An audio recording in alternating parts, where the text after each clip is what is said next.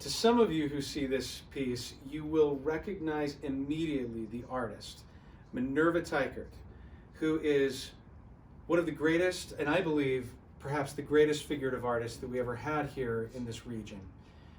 Born in Ogden, Utah, she lived throughout the region, most famously in Wyoming, but she was an artist who, through her own means and ambitions, at a time when this was rare for anyone, let alone women who were part of a homesteading tradition and family, she raised her own money and went to Chicago to study at the Art Institute of Chicago, where she studied with Vanderpool, who at the time was considered one of the world's foremost anatomists. His manuals are still in use for training anatomy artists, and he's reported to have said that Teichert was one of his greatest students. She then comes back to the West for a short time, gathers more money, and then goes to study with Robert Henry in the Ashcan School at the nascent Art Students League of New York.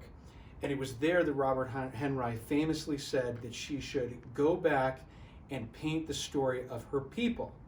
Now, her people meant not just the people who were, she was a member of the Church of Jesus Christ of Latter-day Saints, but it also meant the story of the West. And we have here a key moment in the settlement of northern Utah.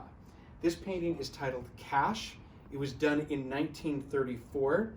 When she painted it, she did not have a particular destination in mind, but it's one of a few paintings that she did featuring this man, Captain Bonneville, who was an early explorer and pioneer.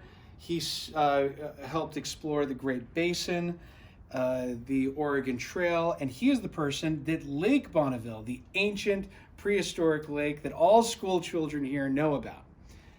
Here, he is in the act of trading furs, and it goes directly to the title of this painting, Cache. Now, I did not know this. I learned this in researching the painting. The Cache Valley, Utah, which has as its largest city Logan, was originally called Willow Creek Valley. But because of the tradition, habits, whatever you want to call it, historic happening of fur traders regularly gathering in Cache Valley to cache their furs and to trade with people from the government, with other fur traders.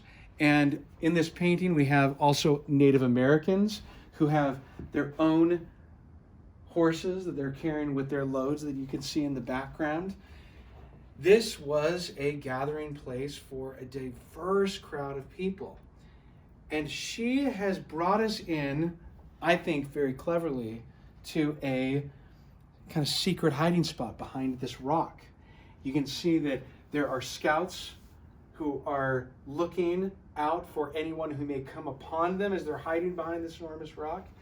And here she's got us in the middle, as if we're somebody holding a shovel as this is happening, in the middle of this circle.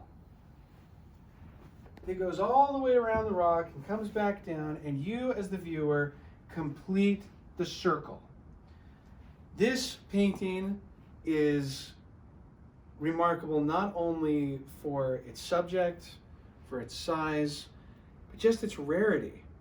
In the late 90s and early 2000s, we saw a few Minerva Teicherts that came out on the market, and some of them went to museums, some of them to private collectors, and it has been 20 or 30 years since we have seen one of any significance on this magnitude.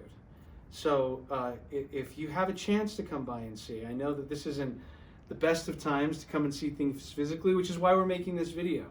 But if you'd like to make an appointment to come and see this, we would love to show it to you.